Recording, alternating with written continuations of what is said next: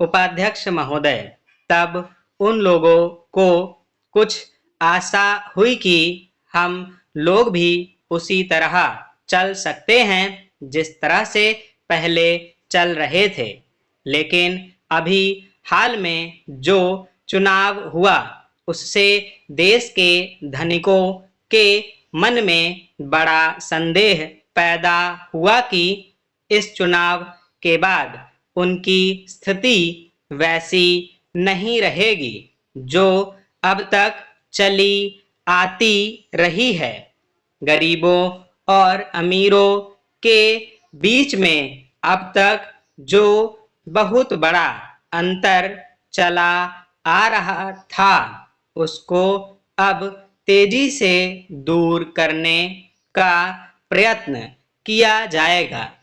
श्रीमान, मैं आपका बहुत ही आभारी हूँ जो आपने सदन में चालू वर्ष के बजट पर अपने विचार प्रकट करने का अवसर दिया है।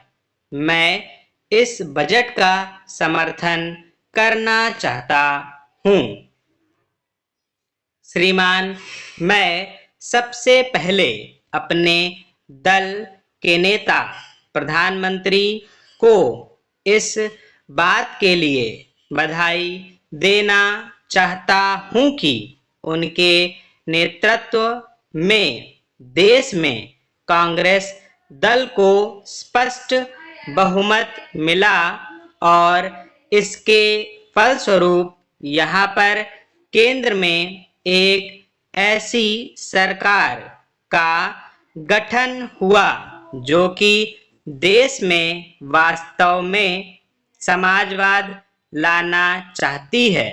मैं वित्त मंत्री जी को इस बात के लिए बधाई देना चाहता हूँ कि लोकसभा के मध्यावधि चुनाव में जनता द्वारा कांग्रेस दल को जो आदेश दिया गया था उन्हें स्मरण है और वह तन मन धन से उसका पालन करना चाहते हैं।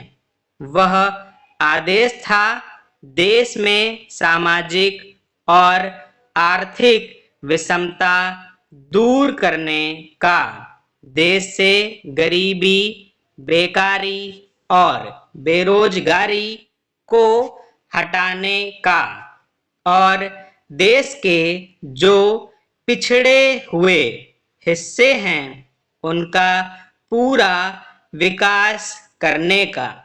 साथ ही साथ इस बात का भी आदेश था कि देश के अंदर इस प्रकार की सामाजिक और आर्थिक व्यवस्था पैदा की जाए जिसके अंदर जनता शोषण से मुक्त हो सके।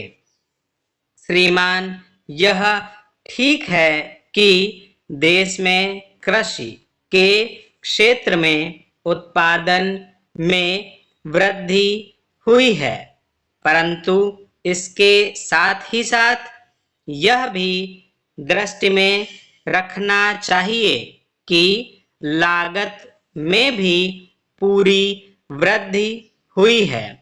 इसके लिए आवश्यक है कि सिंचाई के साधन बढ़ाए जाएं और अधिक उन्नत बीजों का प्रयोग किया जाए।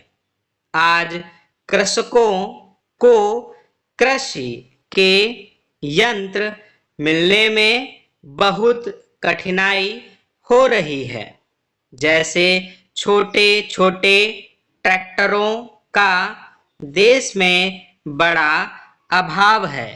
उनके बनाने के लिए शीघ्र नए कारखाने खोले जाएं, जिससे कृषकों को जल्दी से जल्द ट्रैक्टर मिल सकें। देश तभी प्रगति करेगा हमारा ऐसा विश्वास है।